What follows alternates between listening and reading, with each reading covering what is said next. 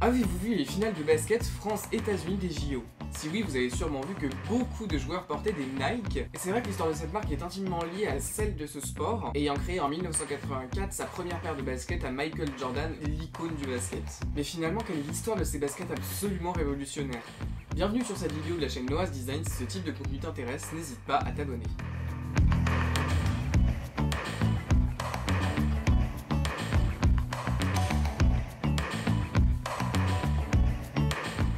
Dans les années 80, trois marques équipaient principalement les joueurs de basket professionnels: Converse, Adidas et Nike, un petit peu moins populaire alors. Pour vous donner une petite idée, Adidas avait un chiffre d'affaires 50% plus important que celui de Nike. Et dans ces années-là, c'est le début d'un phénomène qui a explosé aujourd'hui, le sponsoring d'athlètes. Et c'est comme ça que Converse et Adidas font des propositions de contrat à Michael Jordan. Converse lui propose 100 000 $ par an pendant 5 ans et Adidas 500 000 par an pendant 5 ans. Le joueur de basket est très attiré par Adidas et en plus la proposition est quand même très intéressante. Mais ça, c'est sans compter sur l'intervention de Nike. Mais cette dernière entreprise est beaucoup plus petite que les autres et donc elle a un choix important à faire. Comme le budget sponsoring est moins important, elle a le choix entre sponsoriser plusieurs joueurs ou alors sponsoriser un seul joueur, Michael Jordan. À ce moment-là, Michael Jordan venait de finir son cursus universitaire et s'apprêtait à rentrer en NBA, dont il était vraiment le nouvel espoir à l'été 1984. Au début, les dirigeants de Nike sont réticents à l'idée de sponsoriser un seul athlète, mais l'expert marketing Sonny Vaccaro va les convaincre et c'est comme ça que s'engagent des négociations avec Michael Jordan. Le joueur hésite beaucoup puisqu'il préfère alors Adidas, mais sous l'impulsion de sa mère Deloris Jordan et sans retour par rapport aux négociations engagées avec Adidas, il accepte finalement l'offre de Nike le 24 octobre 1984. Et alors cette offre, quelle est-elle? Elle n'est pas des moindres. Comme Adidas, elle offre au joueur 2,5 millions $ sur 5 ans, mais en plus de ça, elle lui donne 25% de royalties sur chaque paire vendue et créer une ligne vestimentaire à son nom. Alors d'ailleurs, anecdote amusante, il paraît que Michael Jordan était absolument passionné par les voitures et que Nike se serait servi de cette passion en lui faisant bien comprendre qu'avec cette offre, il pourrait s'offrir n'importe quelle voiture. Quoi qu'il en soit, ça y est, le projet Air Jordan est lancé.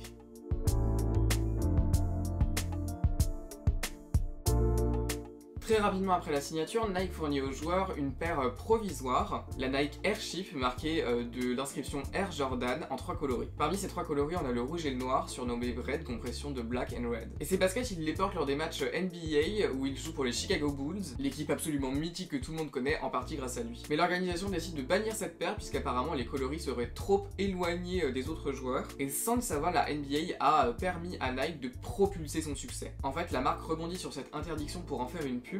On y voit Michael Jordan qui porte ses baskets, mais ces dernières sont barrées par 2 blocs noirs, avec une voix off qui dit la NBA a banni la paire, mais elle ne pourra pas vous empêcher de la porter.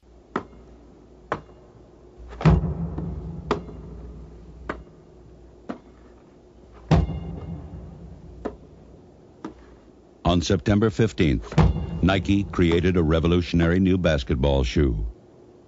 On October 18th, the NBA threw them out of the game. Fortunately, the NBA can't stop you from wearing them. Air Jordans from Nike. Et ces Air Jordan Red, bannis entre guillemets, sont devenus un réel symbole de la rébellion des jeunes. Et il faut croire que cette campagne publicitaire a été efficace, puisque la paire sortie dans le commerce le 1er avril 1985 à 65 $, s'est écoulée à 450 000 exemplaires dans la première année. D'ailleurs, victime de son succès, le prix a été rehaussé à 100 $. Et c'est comme ça que Nike est propulsé très rapidement au devant de la scène.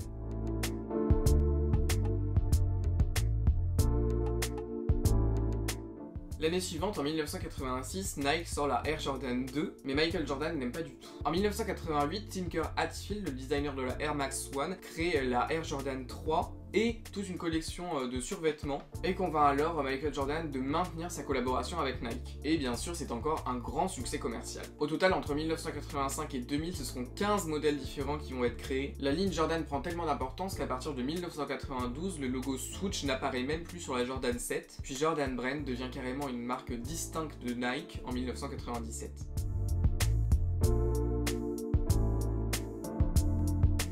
Alors attention, c'est un scoop, les Air Jordan sont vite rentrés dans la pop culture. Bon, jusque-là, le scoop n'est pas très étonnant, mais on va un petit peu revenir sur ce processus. Dès 1986, à la sortie des Air Jordan 2, la Air Jordan 1 perd de sa popularité, les ventes baissent et elles se revendent parfois même à 20 $, et c'est comme ça qu'elles attirent un nouveau public, les skaters, à qui ces baskets étaient parfaitement adaptées, mais elles s'ouvrent aussi à une clientèle qui voulait avoir le style de Jordan, un style rebelle et urbain, sans trop débourser. Et à partir de là, le champ de possibilités de ces baskets a vraiment explosé. Alors aussi en 1990, dans la série Le Prince de Bel-Air, Will Smith portait des Air Jordan et notamment les Jordan 5. Cette série a eu un énorme impact commercial et les Air Jordan sont devenus vraiment la ligne inévitable des années 90. Et dès 1996, Air Jordan atteint un nouveau public, les enfants. En fait, à ce moment-là sort le film Space Sam, où on y voit Michael Jordan qui aide Bugs Bunny à remporter un match de basket contre des extraterrestres envahisseurs. Ils sont mélangés des dessins animés et des prises de vue réelles où Michael Jordan portait des Air Jordan, et les enfants voient donc dans le joueur de basket un modèle à suivre. Finalement, tous ces éléments font de la Air Jordan un incontournable absolu et assurent son héritage.